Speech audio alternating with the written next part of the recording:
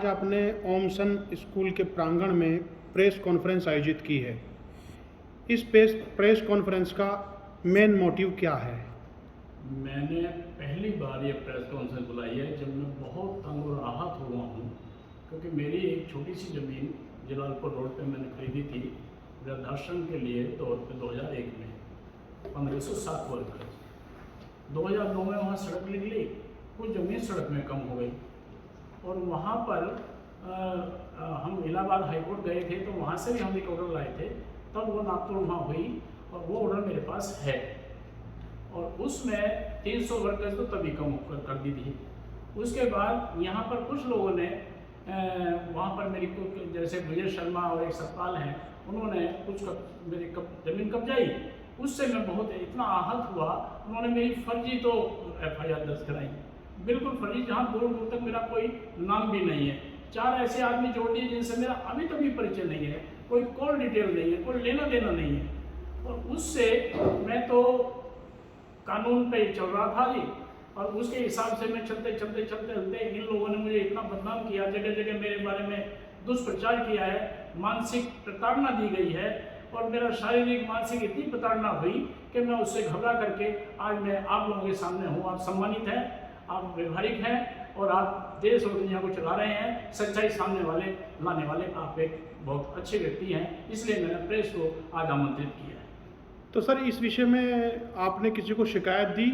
मैंने शिकायत दी, मैंने कमिश्नर साहब को शिकायत दी और मैंने SO साहब को शिकायत दी। उस पर उन लोगों ने SO साहब को एक रिटन लेटर दिया गया कि तहसील की टीम बुलाई जाए और तहसील की टीम बुला करके और वो वहाँ से उसको निस्तारण किया जाए इनके अवैध कब्जों का, जो मैंने उसमें अपनी एप्लीकेशन में दिया था।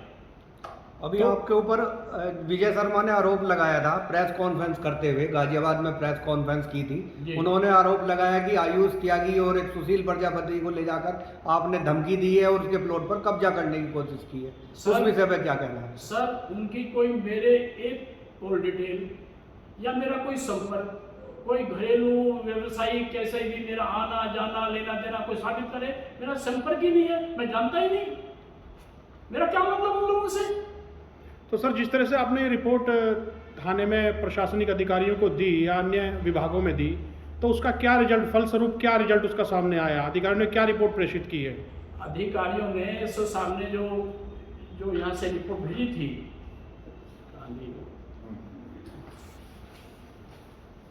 SO साहब ने जो तहसीलदार को टीम मांगी थी, तहसीलदार साहब ने, एक मजिस्ट्रेट पावर होती है, उन्होंने अपनी एक टीम भेजी, बहुत अनुभवी लोगों की, 4 लोगों की टीम भेजी और वो पुलिस की प्रेजेंस में, पुलिस फोर्स की प्रेजेंस में 1 तारीख को वहाँ उन्होंने सारे क्षेत्र का नापतोल की, सारे क्षेत्र में भ्रमण किया और सही निष्कर्ष दे करके ये रिपोर्ट उन्होंने दी है।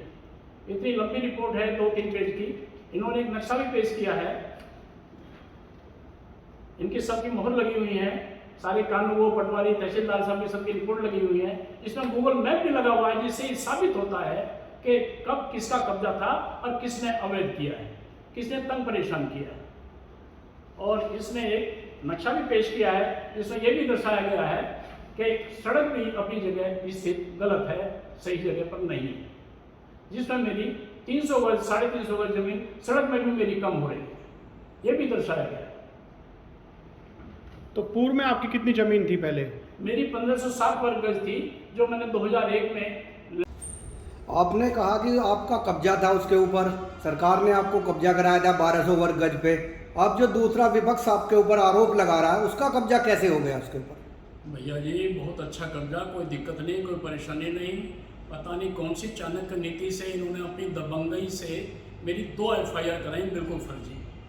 एक ही दिन में वो FIR हुई है और उसमें FIR में ऐसे 4 लोग मेरे साथ जुड़े जिनका मेरा आज तक भी संबंध नहीं है।